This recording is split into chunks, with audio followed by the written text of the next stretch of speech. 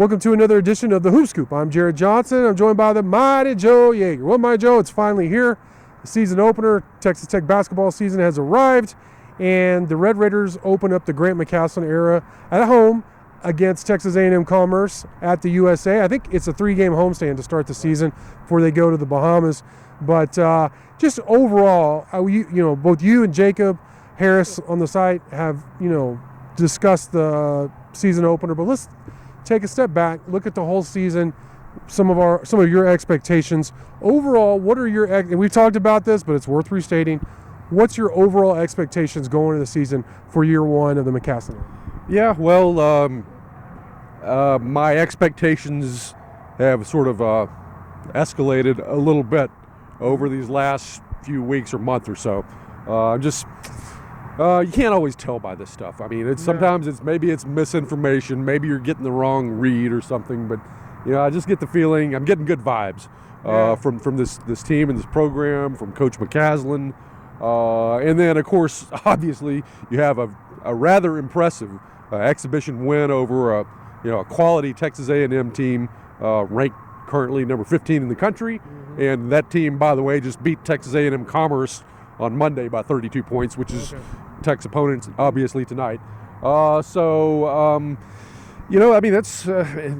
things are looking up a little bit. I still expect Texas Tech to probably finish somewhere in the mid-pack, but I think there's a lot of kind of a high ceiling and a fairly high floor, relatively high floor for this team. I think if things were to absolutely go perfect, Tech could finish as high as number 3 in the Big 12. But on the other hand, if things go south, and that might include Pop Isaac being out, God forbid, you might wind up as low as number 10. So I think there is some play there into which way this team can go. But I think realistically, you're looking somewhere in the mid-pack, and a team that has a fairly good shot at least of making the NCAA tournament. You expect Kansas and Houston to be the top dogs in the Big 12? Yeah, Houston will be, I consider Houston certainly in the top 4. Kansas is the unanimous pick for number 1. I've got TCU actually finishing number 2. I think they're going to be really, really good. I think they're just an extremely deep team. I've got actually my sort of sleeper team is Oklahoma State. That doesn't look too hot right now because they took it on the chin from Abilene Christian in their season opener. So, but very, very early in the season, I still wouldn't be the least bit surprised if they get it together. But it's kind of the way I look at the top 4 of the Big 12 right now. You mentioned Pop Isaacs, who obviously a returning leader, one of your top scorers last year. Who are some of the newcomers, though, that you really like? Like, I'm really excited about Warren Washington. I think that was a huge addition. But there's clearly some other guys that are going to play big roles on the team. Yeah, I mean, the transfers, how you did in the transfer market is going to determine how well this team does. Yeah. Because so many of them are going to play just absolutely critical roles. One guy I'm really interested in is Darian Williams. Me too. Yeah. Yeah. I think he's flying maybe a little bit under the radar. Transfer from Nevada, freshman of the year in that conference out there, I believe, is Mountain West. A guy. I haven't seen too many players in college basketball who do as many different things as well as he does as a 6'6" player. I mean, he can rebound like a power forward. He can dish it out like a point guard. Wow. He can shoot it. He's got a very good deep shooter for a guy his size, well over 30%, 35, 36, 37%. Good outside shooter. Just really does an awful lot well. You can plug him in and play him at legitimately 4 different positions. Wow. I believe 1 through 4 you can play him. I think people are going to really like Darian Williams in the game that he contributes to this team. Nice. What do you consider to be, going into the season, of course, without seeing them play like an actual real game, what do you think are going to be the strengths, and then what are you concerned about going into the season? Yeah, well, so much of this team is going to just, it sounds maybe a little bit goofy, but it's going to depend upon team chemistry. And intangibles and stuff. And that's something that McCasland has been harping on. That's been the crux of the motto or the mantra for this season going in. And it was a huge part of how he recruited.